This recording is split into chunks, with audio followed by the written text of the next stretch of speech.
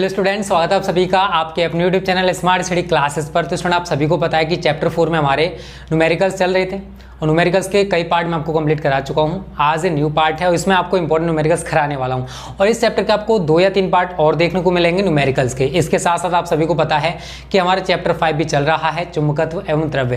देखो, हमारा target student आप सभी को क्वालिटी एजुकेशन देना है। हम फॉर्मेलिटी पूरा करना नहीं चाहते। अगर मैं चाहता तो 2 या 3 पार्ट कंप्लीट करा के आपको कह देता कि चैप्टर कंप्लीट हो चुका है, बट हमारा टारगेट है आप सभी को हर टाइप का न्यूमेरिकल्स कराना, जिससे आप सभी को बोर्ड परीक्षा में कोई भी दिक्कत ना आए। दूसरी चीज स्टूडेंट, देखो अभी हमारे इस चैप्टर में चल कुंडली धारमापी के न्यूमेरिकल्स रह गए और जो मैंने आया था अगर कुंडली कराई थी टाउ बराबर NIB sin थीटा, उसके ऊपर न्यूमेरिकल्स कराऊंगा। तो टेंशन मत लो, हर टाइप का न्यूमेरिकल करा दिया जाएगा।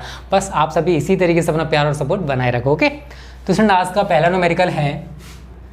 आज भी अच्छे न्यूमेरिकल्स हैं, कुछ इजी होंगे तो कुछ टफ होंगे, ठीक है, बट आपको कॉन्सेप्ट क्लियर होना चाहिए, फॉर्मूला याद होना चाहिए, हर टाइप का न्यूमेरिकल लगा लोगे। ये कह रहा है यदि 50 सेंटीमीटर लंबी परिनालिका के केंद्र पर चुंबकीय क्षेत्र का मान 4 × 10⁻² न्यूटन प्रति एम्पीयर मीटर है, जबकि उसमें 8 एम्पीयर की धारा प्रवाहित की जाती है, तो बताइए कि इसमें कितने फेरे हैं। तो सबसे पहले जो वैल्यूज, देखो न्यूमेरिकल्स पढ़ने के बाद आपको जो जो चीजें दे रखी है वो शांति से लिख लो। 50 सेंटीमीटर लंबाई है तो L कितना दे रखा है, 50 सेंटीमीटर। इसे किस में कन्वर्ट करोगे, मीटर में, और 1 सेंटीमीटर में 10⁻² मीटर होते हैं। तो मैं इसको क्या लिखूंगा, 50 × 10⁻² मीटर। दूसरी चीज देखो, चुंबकत्व एवं द्रव्य का जो नेक्स्ट पार्ट है आज शाम को 4 बजे आपको देखने को मिलेगा, टेंशन मत लो। ओके, चुंबकीय क्षेत्र दे रखा है, चुंबकीय क्षेत्र को B से लेते हैं। कितना दे रखा है, 4 × 10⁻² न्यूटन प्रति एम्पियर मीटर। उसमें 8 एम्पियर की धारा को किससे लेते हैं बताओ, I से। आप सभी को पता होगा, गलती से अगर नहीं पता है तो तैयार कर लें, ठीक है, एम्पियर। उसके बाद बताइए कि उसमें फेरों की संख्या कितनी है, तो N हमको निकालना है, फेरों की संख्या।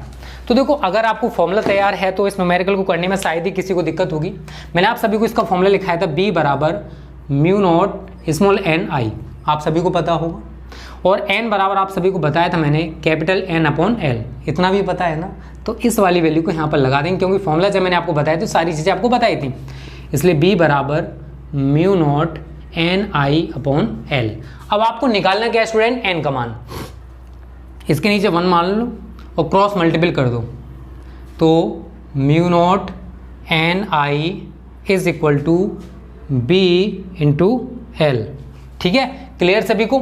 अब एक चीज बताओ, आपको निकालना है n का मान, तो n = B × L / μ0 × I। सारी वैल्यू लगा दो जो भी आपको दे रखे हैं। B का मान देखो जरा कितना, 4 × 10⁻², 4 × 10⁻²। L का मान देखिए जरा कितना है, 50 × 10⁻², 50 × 10⁻²। μ0 वायु अथवा निर्वात की चुंबकशीलता होती है, वैल्यू आप सभी को पता होनी चाहिए, 4π × 10⁻⁷ न्यूटन प्रति एम्पीयर स्क्वायर, गुणा I का मान देखिए जरा कितना है, 8। क्लियर सभी को, यहाँ तक दिक्कत है नहीं है ना, कोई दिक्कत नहीं है, ठीक है। चलो आगे करो, इस पावर को आप ऊपर लेके चले आओ और इनका आपस में मल्टीपल कर लो। देखो B आपको इतना ही दे रखा था, इनका मल्टीपल करोगे तो 50 × 200 गुणा 10⁻², ये है 10⁻² है, इनको आपस में जोड़ोगे तो कितना हो जाएगा, 10⁻⁴, क्योंकि माइनस माइनस पावर आपस में जुड़ जाएगी, 10⁻⁴। इस पावर को जब आप ऊपर लेके जाओगे तो पावर हमारी कैसी हो जाएगी, पॉजिटिव, बटे पाई का मान लगा तो 4 × 3.14 गुणा 8 से इसको काट दो, 8 दूनी 16, 4 बचा 0, 8 पन्ने 40, ठीक है। और सारी वैल्यू लिख लो जो जो अब आपको दे रखी है, 25 गुणा 10⁻7 है, 10⁻4 है, तो 7 में से 4 गया, कितना बचेगा, 10⁻3 बटे, इनका आप मल्टीपल करके देख सकते हो। इनका आप मल्टीपल करोगे तो 4 चौके 16 का 6 हाथ लगा 1, 4 × 4 और 1 5, 4 तिया 12, तो 12.56 आपका ये काट पीट के आ जाएगा। अब आप करोगे क्या, यहाँ से आप पॉइंट हटाओगे तो ऊपर 100 बढ़ा सकते हो, ठीक है। तो अब आप 100 का गुणा 25 में करोगे तो कितना हो जाएगा, 2500 गुणा 10⁻3 बटे 1256। अब आप देखो 2 चीज़ें कर सकते हो, या तो आप इसको काट के देख सकते हो, ठीक है, काटना जानते हो तो काट के देख सकते हो, 2 से काट सकते हो, पहले छोटी सी कर लो, 1250 और 2 × 12, 2 दूनी 4, 2 8 16, फिर कट जाएगा, 2 × 12, 2 दूनी 4, 2 पंजे 10, इसको काटोगे, 2 तिया 6, 2 एकम 2, 2 चौके 8। अब हमने सिंपल बना लिया इसको, तो हमारा n का मान कितना आ गया स्टूडेंट, 625 बटे 314 और हमारा देखो 10 की पावर 3 चल ही रहा है तो मैं गुणा 10 की पावर 3 लिख दूंगा। समझ में आ रहा है ना, कोई दिक्कत तो नहीं है, बता देना दिक्कत हो तो। अब 314 से हम इसको डिवाइड करेंगे 625 को, ठीक है। अब देखो 314 दूनी करोगे तो 628 हो जाएगा, ज़्यादा हो जाएगा तो हमारा एक ही बार जाएगा। 314 एकम 314, तो 5 में से 4 गया तो 1। अब यहाँ पर क्या बचा, 1 में से 1 गया तो 0, 6 में से 3 गया तो 3, 301 बचेगा। तो पॉइंट लगा के हम यहाँ पर 0 बढ़ा लेंगे। अब 314 निम्मे जाएगा, 314 निम्मा देखते हैं कितना होता है। 9 चौक 36 का 6, हंस लगा 3, 9 एकम 9 और 3 12 का 2, हंस लगा 1, 9 अब 27 और 1 28, तो कितना आ गया 2826। कितना आ गया 2826। तो 10 में से 6 गया तो 4 बचेगा। फिर यहाँ पर स्टूडेंट कितना बचा आपका, देखो एक चीज़ बताऊँ, यहाँ 0 बचा, 10 में से 2 गया तो 8 बचेगा। फिर यहाँ पर आपका 9 में से 8 गया तो कितना बचा, 1 बचेगा। कितना बचेगा 1। अब यहाँ पर आप क्या कर सकते हो स्टूडेंट, समझने का प्रयास करना। देखो आप घटा के देख सकते हो, 2826 है और यहाँ पर आपका 3010 है। दोनों के जोड़ोगे तो हमारा देखो, इन दोनों को जोड़ के देख लेना, यही निकल के आ जाएगा, ठीक है ना। 2826, ठीक है, 2826, एक मिनट रुको, 2826 है, ठीक है, ठीक है, 184 आएगा। तो इसके नीचे इसके आगे 0, यहाँ पर 9 कर दोगे। अब आप काट के देख सकते हो, 1840 है, देख लेना कितनी बार जाता है, ठीक है, काट पीट करके देख लेना, आपका आंसर निकल के आ जाएगा। तो अकॉर्डिंग टू मी 1.9 डेड डैश गुणा 10 की पावर 3, ये हमारे फेरों की संख्या निकल के आ जाएगी और यही आपका आंसर हो जाएगा, ठीक है। ऐसे काट पीट कर सकते हो, कोई दिक्कत नहीं, बहुत ईजी कैलकुलेशन है, बस आप समझने का प्रयास किया करो, ठीक है। 1990 करके आ रहा है, देख लेना आप जो भी आंसर आए, ठीक है। तो उम्मीद करता हूँ ये पहला न्यूमेरिकल आपको समझ में आ गया होगा, और आ गया है तो जल्दी से इसका स्क्रीनशॉट ले लो, ठीक है। अब बात करते हैं अगले न्यूमेरिकल की। पहला न्यूमेरिकल आज का हमारा समाप्त हो चुका है, अच्छा न्यूमेरिकल था। हर तरीके का न्यूमेरिकल सिखा दूंगा, टेंशन मत लो, बस आप वीडियोस को लास्ट तक देखा करो यार। मैंने देखा कि व्यू ड्यूरेशन जो है वीडियोस पर कम रहता है, ठीक है, तो ऐसा मत किया करो, बहुत मेहनत लगता है वीडियो को बनाने में, तो आपका कर्तव्य बनता है वीडियो को पूरा देखना, ठीक है, तो पूरा देख लिया करो। और बात ये तो कभी कभी कैलकुलेशन मिस्टेक यार, इंसान है, इंसान से हो जाती है, एक आधे सवाल में अगर मिस्टेक हो जाए करे तो उसे सुधार लिया करो, ठीक है। कैलकुलेशन मिस्टेक हर इंसान से हो सकती है, हम कोई जीनियस नहीं है, ठीक है। चलो दूसरा न्यूमेरिकल अच्छा है, इसमें क्या करें, थोड़ा बड़ा न्यूमेरिकल समझने का प्रयास करना। संलग्न चित्र में दर्शाए अनुसार एक लंबे सीधे तार को एक 10 सेंटीमीटर त्रिज्या के लूप में मोड़ा जाता है। यदि 8 एम्पीयर की धारा इस लूप में प्रवाहित की जाती है तो लूप के केंद्र C पर हमें चुंबकीय क्षेत्र B का मान एवं दिशा ज्ञात करनी है। समझने का प्रयास करना स्टूडेंट। देखो आपको क्या दे रखा है इसने, तो पहले हम इसका डायग्राम बना लेते हैं। कुछ इस प्रकार से आपको दे रखा है आपकी बुक में, और मैंने यहाँ पर लगा भी दिया है, ठीक है, कुछ इस प्रकार से है। और हमने इसमें जो धारा प्रवाहित की है वो 8 एम्पीयर की है। कितनी है, 8 एम्पीयर की धारा है।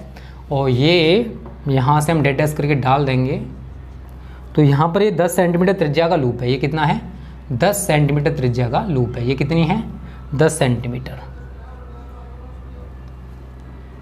ठीक है, 10 सेंटीमीटर त्रिज्या का लूप है।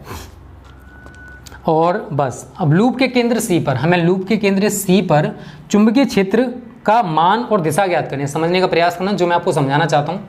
देखो अगर पहले सारी वैल्यूज में लिख देता हूँ, फिर आपको बताऊँ कैसे सवाल को करोगे। आई का मान दे रखा आपको 8 एम्पीयर, कितना दे रखा है, 8 एम्पीयर। उसके बाद 10 सेंटीमीटर त्रिज्या का लूप है, लूप की त्रिज्या है उसको आप ए मान सकते हो।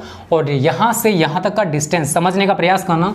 अगर हम पूरा व्यास लेते हैं तो पूरा व्यास हमारा 20 सेंटीमीटर का हो जाएगा। 10 सेंटीमीटर इसकी क्या है, त्रिज्या है, तो ये डिस्टेंस भी 10 सेंटीमीटर होगा, ठीक है। तो यहाँ पर लूप की जो त्रिज्या है इसको मैं ए से ले सकता हूँ। लूप की त्रिज्या ए दे रखी है आपको, कितनी दे रखी है, 10 सेंटीमीटर। इसको आप मीटर में कन्वर्ट कर लोगे तो 10 गुणा 10 के माइनस के 2 मीटर, ठीक है। अब बस ये चीज़ें दे रखी हैं, अब समझने का प्रयास करना। देखो इसी से हम पूरा न्यूमेरिकल कर सकते हैं। अब आपको देखो ये तार दे रखा था, इस तार का कुछ हिस्सा मोड़कर इन्होंने एक लूप बना दिया। अब इस तार के कारण हम इस पर चुंबकीय क्षेत्र निकालेंगे और इस लूप के कारण इस पर चुंबकीय क्षेत्र निकालेंगे। अगर हम तार के कारण चुंबकीय क्षेत्र निकालेंगे तो हमारा ये वाला नियम लगा दो। तार में धारा देखो ऊपर की ओर है और हमें किस बिंदु पर, बिंदु C पर चुंबकीय क्षेत्र ज्ञात करना है। तो चुंबकीय क्षेत्र की दिशा क्या होगी, इस लूप के तल के लंबवत नीचे की ओर, लूप के तल के लंबवत नीचे की ओर। तो यहां लिखोगे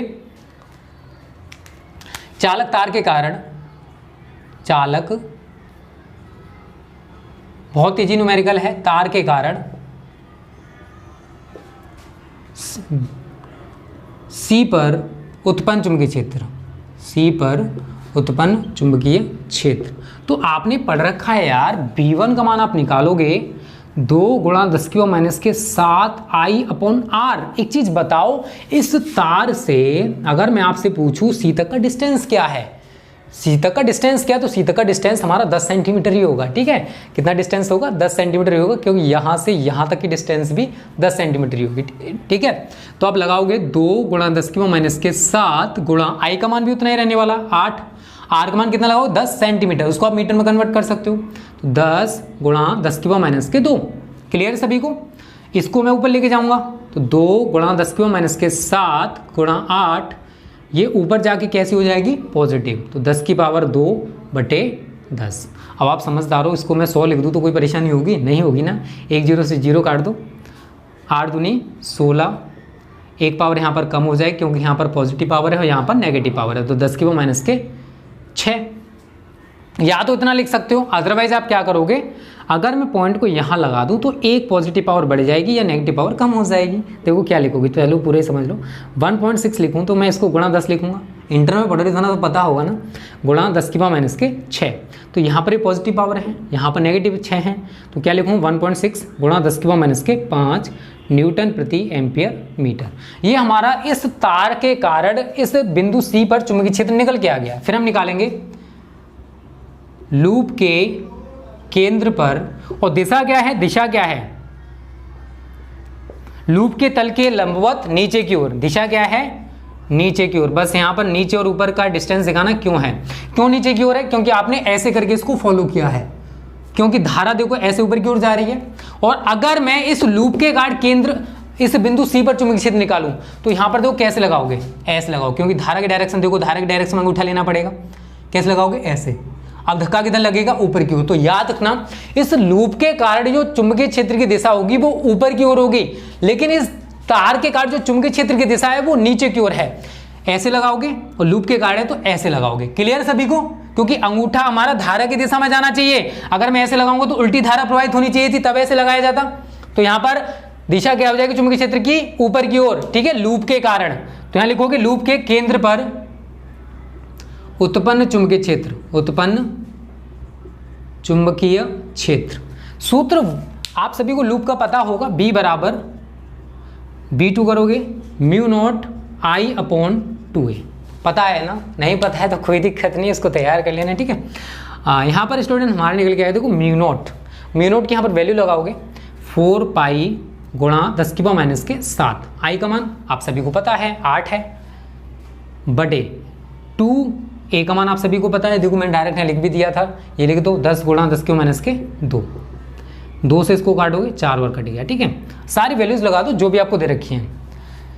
4 चौके 16 गुणा 3.14 गुणा 10 की पावर -7 गुणा, अब देखो -2 है, प्लस का 1 है, 2 में से 1 गया तो 1 बचेगा, तो 10 की पावर -1 हमारा ऊपर आ जाएगा। क्लियर है यहाँ तक? किसी को दिक्कत नहीं है कोई भी? आगे क्या करोगे, देखो मल्टीपल करना है केवल आप सभी को। तो 3.14 में आप मल्टीपल कर दोगे 16 का, तो 6 चौक 24 का 4, हंस लगा 2, 6 कम 6 और 2 8, 6 तिया 18 गुणा 4 1 3, तो 4 8 और 4 12 का 2, हंस लगा 1, 8 और 1 9 और 1 10 की 0, हंस लगा 1, 3 और 1 4 और 1 5। कितने के बाद पॉइंट है, 2 के बाद। तो मैं इसको क्या लिखूंगा 50.24 गुणा, सॉरी ये पॉजिटिव पावर होगी, ठीक है ना, क्योंकि नेगेटिव पावर ऊपर आएगी तो पॉजिटिव हो जाएगी। 7 में से गया कितना बचेगा, 10 की पावर -6।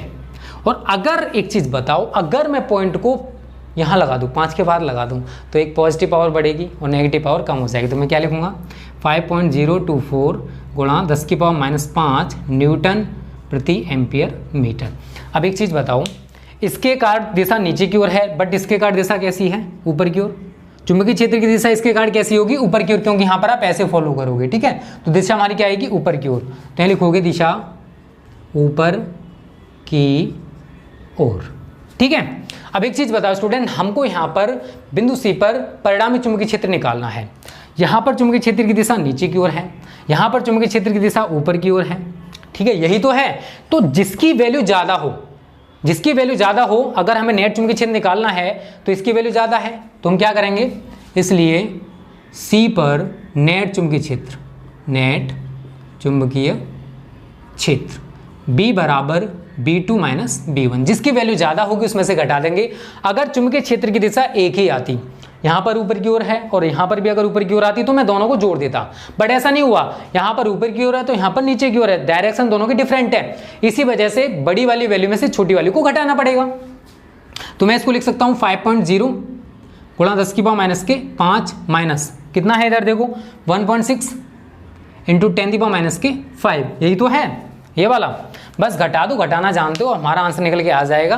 ठीक है, ये निकल के आ रहा है आपका 3.4। ठीक है, तो यही आपका आंसर हो जाएगा। कैसे करोगे, 10 की पावर माइनस के 5 को कॉमन ले लो, 5 माइनस 1.6 घटाना जानते हो ना, तो 3.4 गुणा 10 की पावर माइनस के 5 न्यूटन प्रति एम्पियर मीटर। ठीक है, समझ में आ गया होगा कैसे मैंने समझाया। बहुत ही अच्छा न्यूमेरिकल है और कई बार पूछा भी गया है, इसलिए इसका स्क्रीनशॉट ले लो और इसको अच्छे से प्रिपेयर कर लेना। ठीक है, क्योंकि बोर्ड परीक्षाओं में पूछा जा सकता है।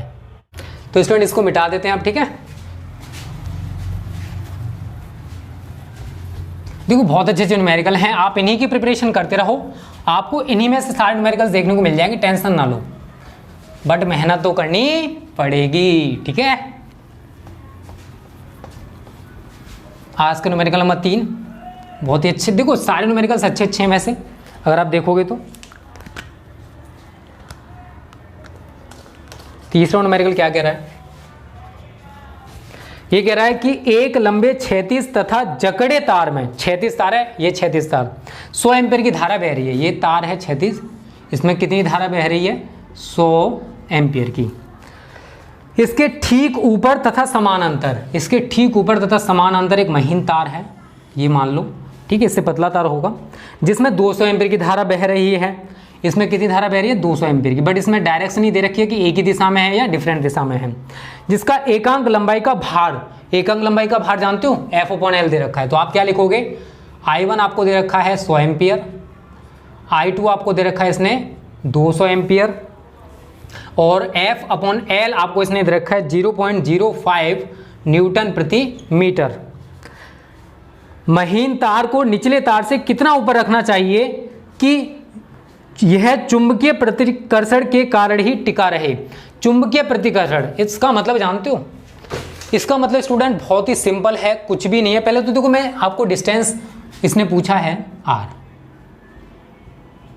अगर वो कह रहा है प्रतिकर्षण बल कार्य कर रहा है तो इसका मतलब जानते हो कि दोनों तारों में डायरेक्शन जो धारा की वो डिफरेंट होगी, क्योंकि अगर धाराएं एक दूसरे के विपरीत दिशा में प्रवाहित हो रही दोनों तारों में तो उनके बीच प्रतिकर्षण बल कार्य करता है, और अगर एक ही दिशा में है तो उनके बीच आकर्षण बल कार्य करता है। ठीक है, तो आपको यहाँ पर स्मॉल r निकालना पड़ेगा, और आप सभी को सूत्र तो पता ही यार, इतने होशियार बना दिया मैंने आप सभी को। F/L बराबर 2 गुणा 10 के माइनस के 7 I1 I2/R।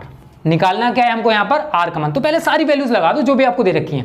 F/L का मान 0.05 बराबर 2 गुणा 10 के माइनस के 7, I1 का मान देखो जरा कितना है 100, I2 का मान कितना है 200 बटे R। कुछ नहीं करना यार, जहाँ पर R है वहाँ इसे ले जाओ, या फिर क्रॉस मल्टीपल जानते हो, बच्चे नहीं हो होशियार हो गई हो। ठीक है, तो यहाँ R है वो यहाँ पहुँचा दो, इसको यहाँ पहुँचा दो, आपका सवाल खत्म हो जाएगा। R बराबर 2, देखो एक चीज़ कर सकते हो, 100 है, चलो पूरा ही समझा दे रहा हूँ, 10 के माइनस के 7, 100 को मैं 10 की पावर 2 लिख सकता हूँ, गुणा 200 को क्या लिखा जा सकता है 2 गुणा 10 की पावर 2, इतना तो जानते हो ना, इतना तो मैंने आप सभी को सिखा दिया है। बटे 0.05 पॉइंट हटाऊंगा, ऊपर 100 बढ़ जाएगा, 100 का मतलब 10 की पावर 2। अब समझने का प्रयास करना जो मैं आपको समझाने वाला हूँ। 10 की पावर 2, 10 की पावर 2, 10 की पावर 2, अगर सभी को जोड़ देंगे कितना हो जाएगा 10 की पावर 6, कितना हो जाएगा 10 की पावर 6, तो 2 गुणा 10 की पावर माइनस के 7 गुणा 2 गुणा 10 की पावर 6 बटे 5, सभी को जोड़ा ना तो 10 की पावर 6 हो गया, और 10 की पावर माइनस के 7 हमारा ये है, 2 दूनी 4 गुणा 7 है 6 है, कितना बचेगा 10 की पावर माइनस के 1 बटे 5। कैलकुलेशन करना जानते हो नहीं जानते हो, जानते हो ना, तो बस कर लो यार, सीधी सीधी कैलकुलेशन है। 5 से 4 को डिवाइड कर दो तो डायरेक्ट कटेगा नहीं, तो पॉइंट बढ़ा के 0 बढ़ा दो, 5 अट्ठे 40, तो 0.8 गुणा 10 की पावर माइनस के 1 मीटर। हमें इतना डिस्टेंस रखना पड़ेगा दोनों तारों के बीच अगर इन्हें प्रतिकर्षण बल का अनुभव कराना है तो, और इसको संतुलित रखना है तो जल्दी से इसका स्क्रीनशॉट ले लो। तीसरा न्यूमेरिकल भी हमारा समाप्त हो चुका है। बहुत ही अच्छा न्यूमेरिकल था, समझ में आ गया होगा, और कोई दिक्कत हो कमेंट करके बता देना है, ठीक है। चलो अब बात करते हैं आज का अगला न्यूमेरिकल। स्क्रीनशॉट सभी ने ले लिया होगा। देखो बहुत ही अच्छे अच्छे न्यूमेरिकल हैं, ये रिपीटेड क्वेश्चंस हैं जो पहले आ चुके हैं, ठीक है। कोई फालतू क्वेश्चन मैं आप सभी को नहीं कराऊंगा क्योंकि मुझे भी आप सभी का टाइम बर्बाद करने में अच्छा नहीं लगता है।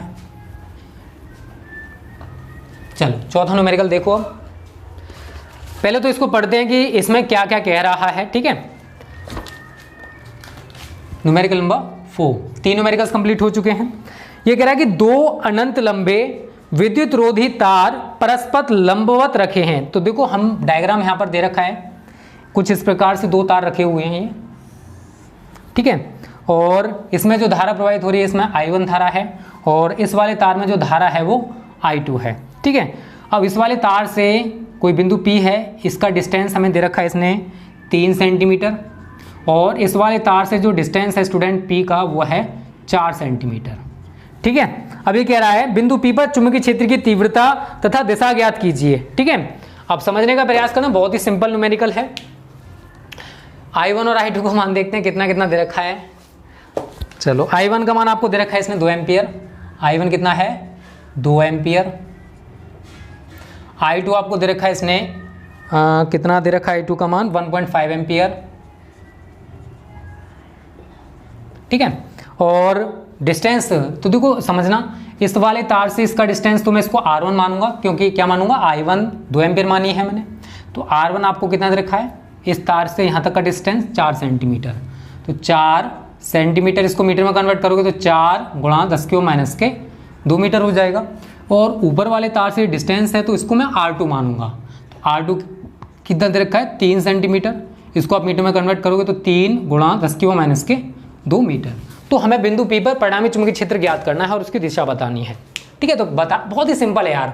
अगर आप इस तार के कारण यहाँ पर चुंबकीय क्षेत्र निकाल लो, इस तार के कारण यहाँ पर चुंबकीय क्षेत्र, तो देखो ऐसे करके लगाओगे, कैसे करके लगाओगे, ऐसे करके, यही तो लगाओगे। समझ में आ रहा है ना, ऐसे करके लगाना। बिंदु P पर हमें चुंबकीय क्षेत्र ज्ञात करना है तो इसकी दिशा किधर है, नीचे की ओर। और जब इस पर फॉलो करोगे तो देखो I2 उधर जा रही है तो अंगूठा हमारा किधर जाना चाहिए, ऐसे नहीं, देखो उसी प्रकार से लगेगा ये, ऐसे करके, ठीक है। ऐसे करके लगेगा, देखो ऐसे करके, ठीक है। हमें बिंदु P पर चुंबकीय क्षेत्र, तो ये चुंबकीय क्षेत्र की दिशा में हो गया, अंगूठा हमारा धारा की दिशा में, तो दोनों की दिशा देख रहे हो नीचे की ओर है। तो इसका मतलब क्या है कि B1 और B2 का जो मान आएगा उनको आपस में जोड़ देंगे तो हमारा परिणामी चुंबकीय क्षेत्र निकल के आ जाएगा, ठीक है। तो पहले हम B1 निकालेंगे इस तार के चुंबकीय क्षेत्र। तो B1 बराबर 2 गुणा 10⁻7 I1/R1। तो 2 गुणा 10⁻7 गुणा I1 का मान देखो जरा कितना है 2 और R1 का मान देखो जरा कितना 4 गुणा 10⁻2। तो 2 दूनी 4, ये कैंसिल, इसको आप ऊपर लेके चले जाओ तो 1 × 10⁻7, ये पावर ऊपर जाए पॉजिटिव हो जाए गुणा 10⁻2। माइनस के साथ है प्लस के 2 है, 7 में से 2 गया कितना बचेगा 5। तो 1 × 10⁻5 न्यूटन प्रति एम्पियर मीटर।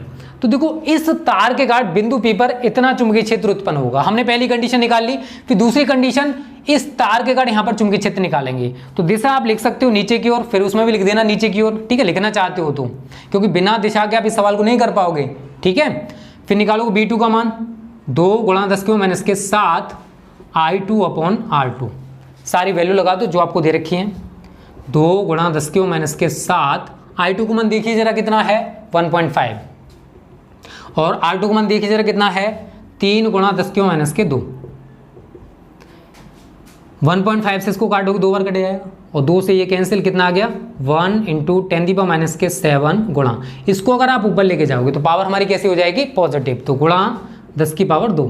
7 में से 2 गया कितना बचेगा 5, तो 1 × 10⁻5 न्यूटन प्रति एम्पियर मीटर।